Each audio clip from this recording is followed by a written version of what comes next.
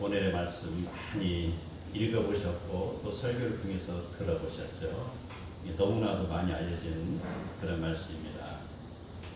저는 대학 때 무역학을 전공하였습니다. 그래서 장사하는 거에 관심이 많았어요. 어떻게 하면은 이윤을 더 많이 남길까라는 거 굉장히 불처럼 학교 다닐 때부터 온전하게 그 장사에만 미쳐 있었습니다. 그런데 그 후에 대학원에서 국문학을 공부했죠. 그래서 이제는 인생의 아름다움에 관심을 많이 가졌습니다. 어떻게 하면 아름다운가? 어떻게 하면 아름다운 글을 써서 사람들을 유익하게 할까라는 그 관심사였죠. 그 이후에 이제 인생 말년에 접어드는 그 문턱에서는 신학을 공부했죠. 그래서 이제는 어떻게 하면 인생의 가치가 좋은가? 어떻게 하면 그 인생들이 천국에 갈 것인가에 관심을 가지게 되었습니다. 아멘. 여러분에게 질문 하나 하겠습니다. 여러분은 내 삶을 살고 있습니까? 아니면 삶이 나를 살고 있습니까? 좀 어려운가요?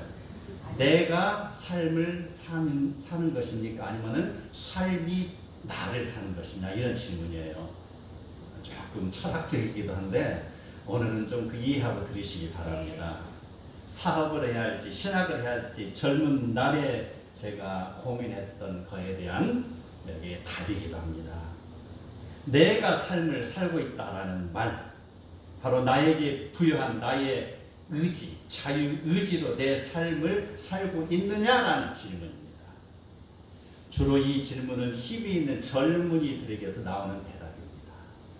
나의 삶이 나를 위하여 사는 것이다. 현재에서 미래를 바라보는 자들이 대답하는 내용입니다. 이러한 자들은요, 자기의 자유와 의지를 앞세우며 사는 그런 사람들인데요. 이스라엘 백성을 노예로 부렸던 애국 왕, 그가 바로 여기에 속한다 할 수가 있습니다. 어떻게 하면 저 노예들을 잘 부려서 부국 강병을 이룰까라고 생각하는 그 모습, 그러한 자의 특징은요, 신의 존재에 관심이 없습니다. 인생의 길을 자기 힘으로, 자기를 위하여, 자기 의지대로 사는 사람이요, 그러한 자는 역사 속에 묻혀버리는 존재입니다. 반대로 삶이 나를 살고 있다라는 말, 인간이 어떠한 운명이나 신의 섭리에 의하여 살고 있다는 말입니다. 주로 인생을 많이 살아본 경험이 있는 자들에게서 나오는 대답이기도 하죠. 내가 모르는 무엇인가에 이끌려 살고 있다는 것, 내가 살아보니까 그게 아니더라는 것을 아는 것이죠. 내 인생의 생각대로 모든 것이 다 잘 돼 있다면은 그런 사람 지금 이 자리에 앉아 있는 사람이 아무도 없을 것입니다. 모두가 다 비행기 타고 우주선 타고 다 지구 밖으로 나가 있을 것입니다. 그만큼 자기 생각대로 됐다는 말입니다. 그런데 인생을 살아보니까 내가 생각했던 대로만 되지 않는다라는 걸 아는 것이죠. 무엇인가에 이끌려서라는 것입니다. 어떤 우주 속에 어떤 공간에 무슨 쾅 하고 그 충돌해서 나오는 그런 것이 아니고 어떤 신의 섭리에 의해서 내가 살아가고 있다라는 것을 그는 깨우친다라는 것이죠. 바로 그러한 사람은요, 살아온 인생의 과거를 회상하면서 말을 하는 것이죠. 섭리가 있다. 누구가 존재한다. 신이 계신다라고 고백하는 것이죠. 자기 의지적인 그런 삶을 살아가지만 자기가 계획된 대로 살아온 것이 아니라 인생의 구비구비마다 다가오는 하나님의 섭리에 의하여서 이끌림을 받았다는 고백입니다. 결국 인생의 모든 것이 하나님의 섭리 속에서 이루어진다라는 것을 또한 이야기하죠.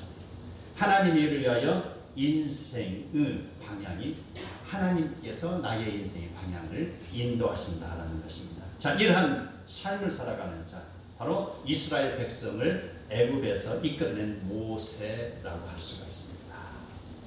인생길이 그는 바로 하나님의 섭리 속에서 인도하는 받은 것이고, 그 인도함을 받을 때 그 인도함에 내가 손을 잡고 순종하며 나간 사람, 이런 삶의 존재는요, 역사 속에서 생명력 있게 살아있는 존재라는 것입니다. 그렇다면 다시 묻습니다. 또 다른 질문이요. 나는 누구입니까? 나는 어디서 왔습니까? 왜 존재합니까? 나는 어떻게 살아야 됩니까? 나에게 주어진 사명은 무엇입니까? 라고 다시 한번 제가 질문을 하는 것입니다. 우리는 다 하나님을 믿는 사람들입니다. 그래서 첫 번째 질문에서는 이제 한 발짝 올라섰죠. 그렇죠? 다 아는 것이잖아요. 내가 나의 삶을 사는 것이 아니다라는 걸 누구나 다 알고 있어요. 바로 크리스찬, 바로 성도라 부름 받은 우리들입니다. 자, 그렇다면 하나님을 믿는다 할지라도 하나님을 의지하지 않고 내가 나의 삶을 사는 자라고 이제 다시 제가 명제를 내릴 수가 있습니다. 전적으로 하나님을 의지하며 하나님의 영광을 위해서 사는 사람은 삶이 나를 살아가는 것이다라는 것이. 그래서 바로 내가 삶을 사는 거에 1.5배 뛰었는데 이제 2배를 뛰어야 돼요. 삶이 나를 사는 데까지 올라가려면. 근데 여기에서 지금 턱걸이를 하고 있는 거예요. 턱걸이. 과연 그 섭리 속에 내가 완전하게 올라가는가 아니면 끊임없이 또 첫 번째 그런 과정으로 내려가는가. 여기에서 지금 끊임없이 줄다리기를 하고 있어요. 하나님의 섭리 굉장히 중요합니다. 하나님의 섭리 가운데서 행한다는 것은요, 하나님이 행해 주시기 때문에 나는 가만히 있어도 그 일과 이 사이에서 가만히 그냥 앉아만 있어도 된다는 것이 아니에요. 바로 모세라는 인물, 자기가 일이라는 그 숫자에 있을 때 자기가 어떻게 한번 해보겠다라고 그가 나갔을 때 일이 안 됐잖아요. 그랬을 때 그는 하나님으로부터 이끌림을 받았잖아요.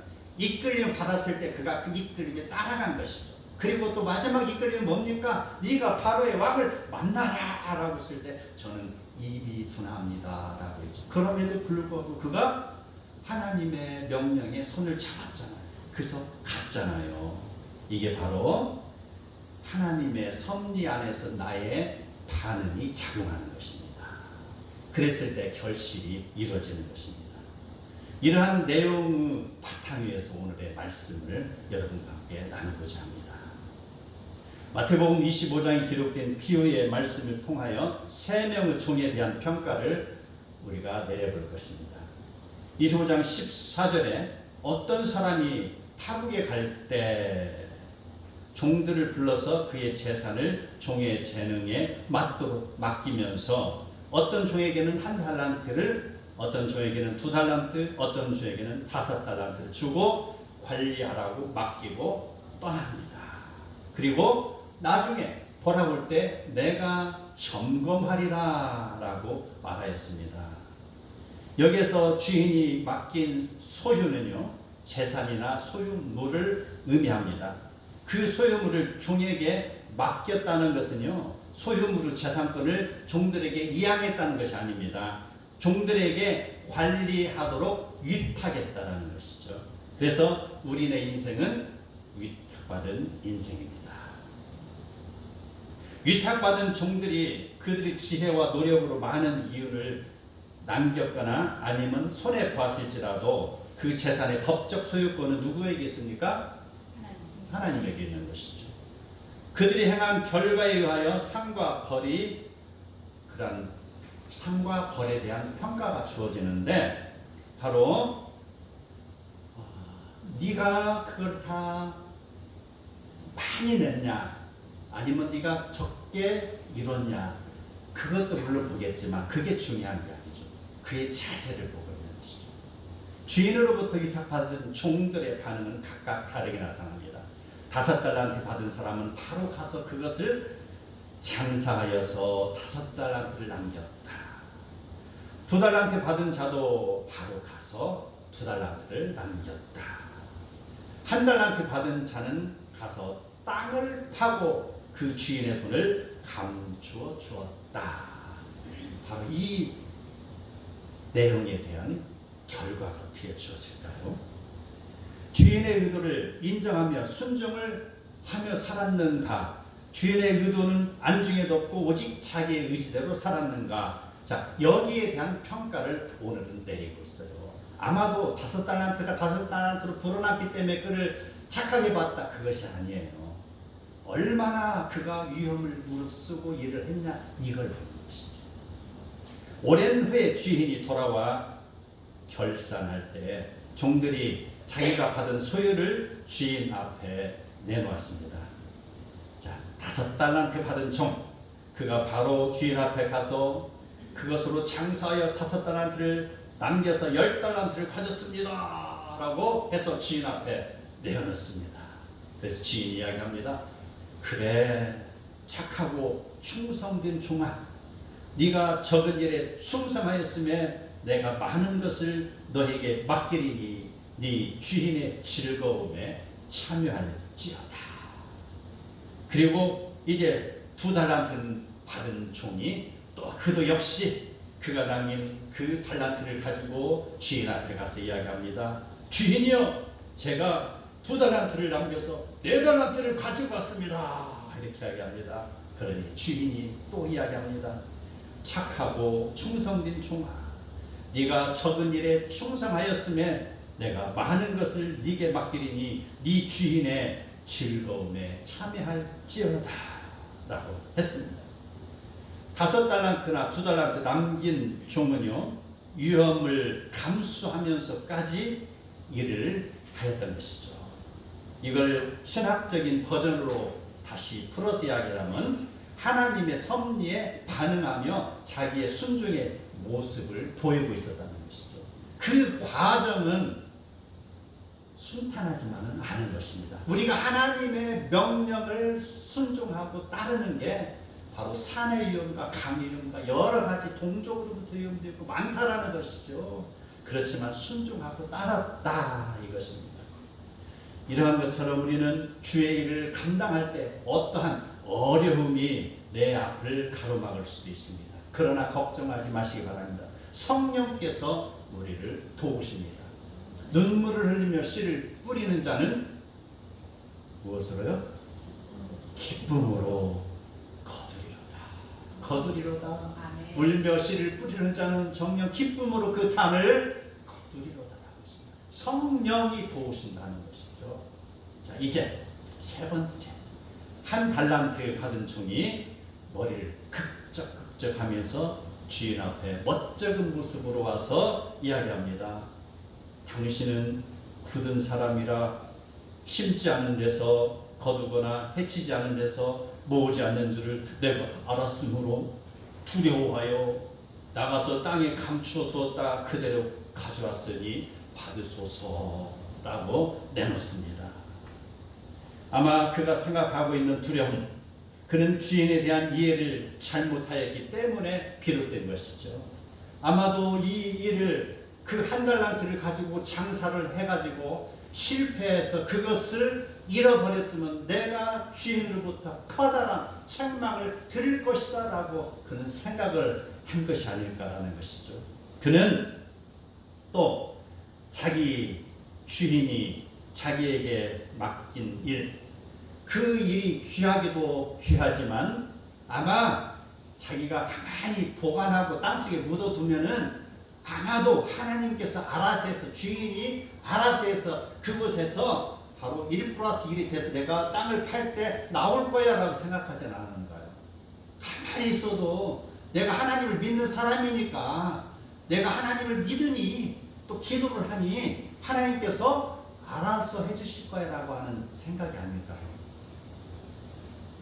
마치 그는 하나님께서 모든 것을 해주실 거라 생각하고 자기의 순종이나 자기의 헌신은 1도 없는 성격의 소유자입니다. 우리는 이런 내용을 통하여서 이제 성공한 사람들의 특징이 무엇인가를 바라봐야 돼요. 자, 성공한 사람들은요, 일찍 일어납니다. 인생의 지도를 활짝 펴놓습니다. 계획이 있다는 것이죠. 그리고 아침부터 밤 늦도록 열심히 일을 하는 것이죠. 그렇다면 실패하는 사람은 어떤 사람일까요? 그들의 특징은요, 늦게 일어나죠. 아마 늦게 자서 늦게 일어날 수도 있어요. 밤새도록 2시, 3시까지 뿅뿅뿅뿅 하이라고 늦게 잘 수도 있죠. 그 다음 늦게 일어나요. 그러다 보니까 일찍 일어나는 사람이 다 점령하고 있잖아요. 새벽도 일찍 일어나서 다 먹이를 먹어버렸잖아요. 그런데 늦게 일어나서 먹을 게 없잖아요. 그도 역시 지도를 펴놓습니다. 인생의 지도를 펴놓고 열심히 헐레벌떡 또 뛰어가요. 헐레벌떡 뛰어가지만 이미 그 세상은 점령당했잖아요. 먹을 것이 없잖아요. 그런데 그 사람의 특징 뭔지 아세요? 그 사람들은 계산은 엄청나게 빠른 거 알죠? 예. 게으른 사람은 계산은 빨라요. 자기 할 일은 별로 안 하고요. 계산이 무지무지하게 빨라요. 제가 사업을 해봤기 때문에 알아요. 그런 사람 많이 봤어요. 제 직원으로 있다가 제가 저기 데리고 있다가 이렇게 사업을 분가해서 준 사람도 있어요. 너무 안타까웠어요. 일하는 것이. 너무 이게 좀 일찍 와서 일찍 하고 일찍 끝나고 그래서 좀 기쁨으로 살았으면 좋겠는데 그걸 못하는 거예요. 바로 그런 사람들, 실패하는 사람의 특징입니다. 한 달란트 받은 종은 자기 생명과 안녕에 대한 강한 집착을 가졌기 때문에 그는 모험도 싫어합니다. 일도 하지 않습니다. 그 소유를 땅에 감추었으며 좀 더 자자, 좀 더 졸자, 손을 모으고 좀 더 누워있기를 좋아하다 결실을 맺지 못하는 실패한 자라고 낙인을 찍히는 것입니다. 주인이 그에게 말합니다. 악하고 게으른 종아, 나는 심지 않은 데서 거두고 해치지 않은 데서 모으는 줄로 알았더냐. 네가 그렇게 생각하였다면 너는 그 소유를 은행에 맡겼다가 그 이자라도 불려서 내게 가져왔어야 옳았을 것이다. 그러나 너는 그렇게도 하지 않고 그저 땅에 묻어 놓았다가 가져온 것이 너의 잘못이다. 이제 알겠느냐? 라고 말을 하였습니다. 그리고 그에게 주었던 한 달란트를 마저 뺏어서 10달란트 가진 자에게 주라 하고 그 무익한 종을 바깥 어두운 데로 내쫓으라고 명령을 내립니다. 이 비유 말씀은 예수님께서 이 땅에 살아있는 성도들에게 주시는 메시지입니다. 주님께서 재림하실 때 심판대 앞에 서게 될 때에 우리가 가지고 갈 믿음의 성적표이기도 합니다. 5달란트, 2달란트, 1달란트가 주어진 것처럼 어떤 사람에게는 말입니다. 왕의 역할이 주어집니다. 어떤 사람은 사업가 역할이, 어떤 사람은 교사 역할이, 어떤 사람은 청지기 역할이, 어떤 사람은 또 다른 무슨 역할이 주어지겠죠. 그 역할에 대해서 우리는 너무 힘들어할 필요가 없어요. 왜? 인생은 짧습니다. 인생은요 유한한 것이죠. 하나님 앞에 갔을 때 그때 영원한 삶이 이루어지는 것입니다. 나에게 주어진 역할을 내가 어떻게 감당하느냐가 주어지죠. 길이와 높이와 면적으로 그 사람을 평가하는 것이 아닙니다.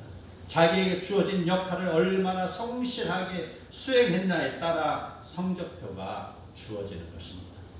사람마다 개성과 창조의 능력은 다르지만 각자에게 주어진 일은 독특하고 소중합니다. 그래서 우리는 자기의 맡겨진 일을 성실히 감당해야 되는 것이죠. 각자의 재능이나 성향에 따라서 주인의 소유가 맡겨졌다는 믿음은 이 세상을 살아가는 우리가 청지기의 자세를 가지고 맡은 일에 최선을 다해야 된다는 근거입니다. 청지기적 사고죠.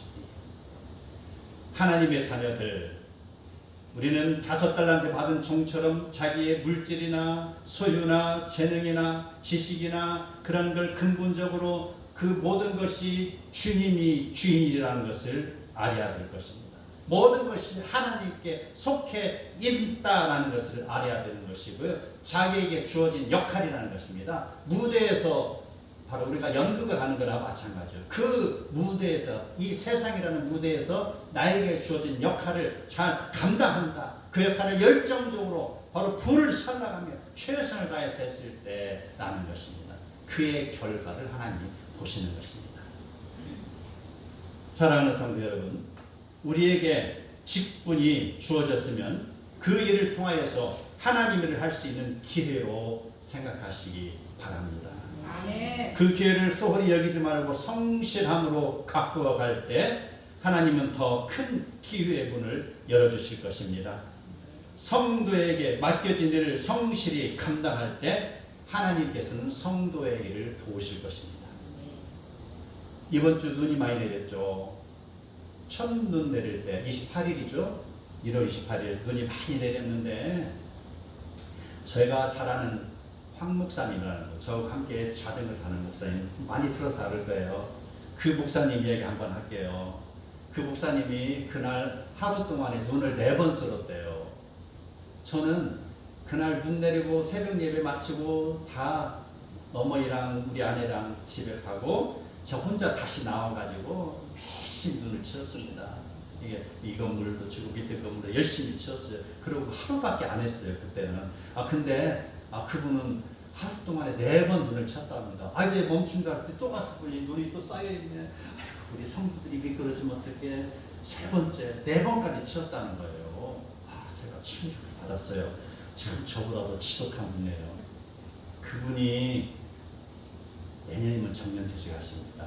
그런데 그분 다리 한쪽 불편한 거 아시죠? 그러한 분인데 왜 하루에 4번이나 눈을 썰었어요? 눈 쓸지 않아도 성도들이 다 알잖아요. 우리 목사님은 말씀 준비하는데 바쁘고 몸도 불편한데 눈 안 쓸었다고 누가 손가락질하는 사람 없잖아요. 그런데도 불구하고 그는 성도들을 사랑하기 때문에 그가 바로 눈을 쓰는 거 아닙니까? 이게 바로 그에게 주어진 사명이라는 것입니다. 사명이라는 것이 내가 하나님을 믿고 기도하고 아멘하고 나가는 게 사명이 아니에요. 바로 나의 삶에서 의지가 발동되는 거예요. 이 목사님의 의지는 그 하루 동안에는 빗자를 드는 의지였어요. 빗자를 들고 쓰는 의지였다는 것이죠.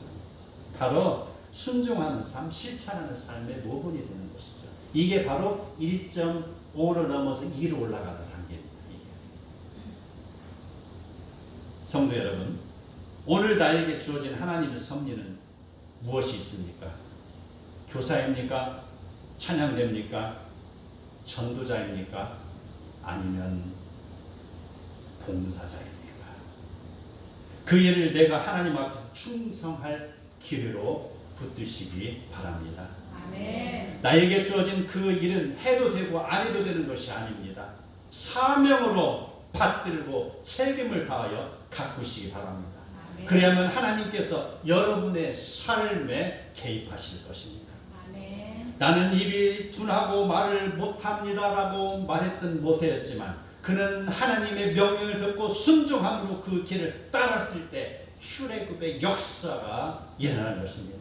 아멘. 우리에게 주어진 기회를 생명처럼 받들고 책임있는 모습으로 가꿀 때 하나님의 역사가 여러분의 삶에서 일어날 것입니다. 아멘. 우리 모두 순종하고 따르며 가꾸어갈 때 유익한 종이라 칭찬을 받으며 그 이름이 생명책에 아름답게 기록되며 하나님의 일에 우리 모두 쓰임 받기를 축복합니다. 아멘.